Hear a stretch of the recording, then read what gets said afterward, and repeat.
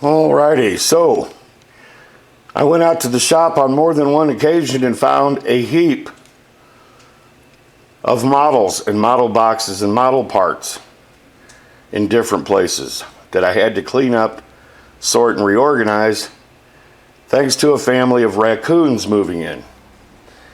I recently caught the mama raccoon and relocated her to Washington State Park.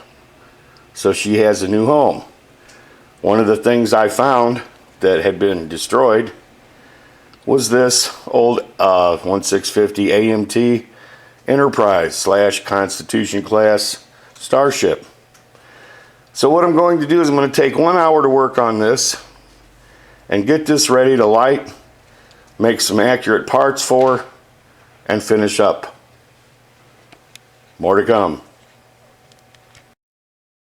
Alrighty, so less than 35 minutes later, instead of an hour, I've sanded the entire Enterprise / Constellation class starship, Constitution class starship.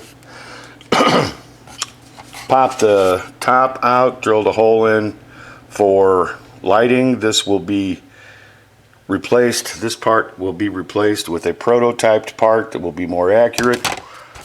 There will be a prototyped part for the lower sensor dish or sensor dome. I sanded this ledge down a little bit to smooth it out.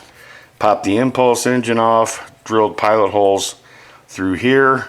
This will be lit. Drilled pilot holes and then larger holes through here, through the lower primary. I will be plotting out all the windows and everything to make this look like a transition ship between the Enterprise and the Constitution class. At any rate, there's going to be more to come in the future on this.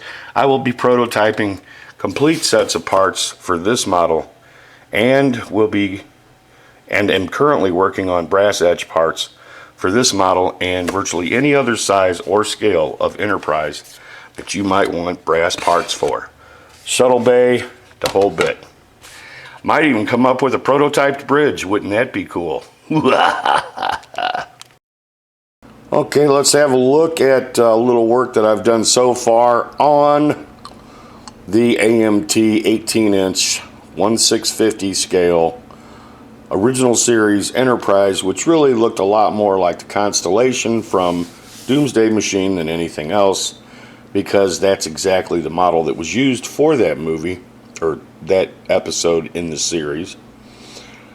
Now, what I'm doing is, once again, I've ripped a model out of a video game, used that model to create paper templates in Pepakura, and I'm using the paper templates to accurize, I always love that term, accurize this existing model. Now I've since glued the top back onto, or the lower primary hull back onto the neck and engineering section. But I went out to the shop and I dug out some old stuff. Actually, this is the Playmates upper primary hull to this lower primary hull that was obviously left out in the sun. That's what UV light will do to that plastic if it's left in the sun over any period of time. At any rate, I thought about using this. I did this a long time ago and set it aside. I gobbed it full of Bondo, straightened up what used to be buttons back here, Bondoed over all the windows, then started drilling holes for the window placement. Now, I'm not going to use this, not this time.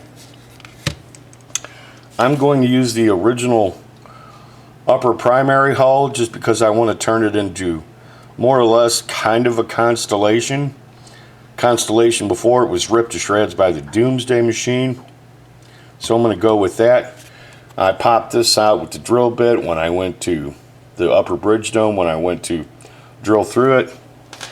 I drilled through down here as well. You can clearly see that I started marking for the neck windows, using a drill bit to drill the small circular holes for the windows. Then I came down here and drilled small circular holes and larger circular holes to be used to cover with a material and then mask and paint. I'm going to show that in just a minute. This is one of the original Don Matthews BC decks and bridge sections. This has been out of production for some time. Currently, as of recently, Don Matthews passed, rest in peace. Now I'm not going to use that. As it stands right now, I've got at least 4 of these models headed this way, thanks to a good friend of mine. Now what I've done here, additionally, as you can see, is I went ahead and used paper template to mark these details here and here. I'm going to use a steel machinist scale and a scribe to mark them. Machinist scale. I've also created my own custom S-curves, only they're not S-curves, they're straight cuts. These will go on the back here. I may put a sphere inside. I haven't decided yet. I may go over this with styrene and then drill holes through it like the original Pilot and or Wear No Man version. Here's a template for the forward deflector cone. I also have templates for the deflector rings. And I will be using this and getting rid of the black lines and creating my own decals. And here are the templates for the deflector rings. And I may even attempt to create my own little saucer out of styrene, or dish, deflector dish out of styrene, and then cover it with chrome vinyl. We shall see. Anyway, that's where we're at on this. This is the template for an S-curve. I decided not to use it. Again, paper to plastic, once again. Let's have a look and see how the lighting's going to look in there. Now what I'm going to do here is I'm going to come up with brass patterns for the windows here, and I'm going to make a set of brass patterns for an interior shuttle bay and other nice little accoutrement. So there we are with some light, super bright LED light. Looks good, tastes great, less filling. It's going to look awesome later. More to come another time. As a quick follow-up, I wanted to go ahead and show the most recent work. Actually, this was done last week, but by the time you see this video, it won't matter. Doesn't make any difference. I've plotted and drilled out all of the lower primary windows, and I will be filling them and masking them for lighting as well. I'm not going to do this side because I've got something planned for this that, well, you'll see. I'm going to be lighting the nacelles as well, and I've got an interesting trick I want to show people on how to do that, but I'll leave that for another day. So here we are. This is where it stands. At the moment, I will be following up on this for sure.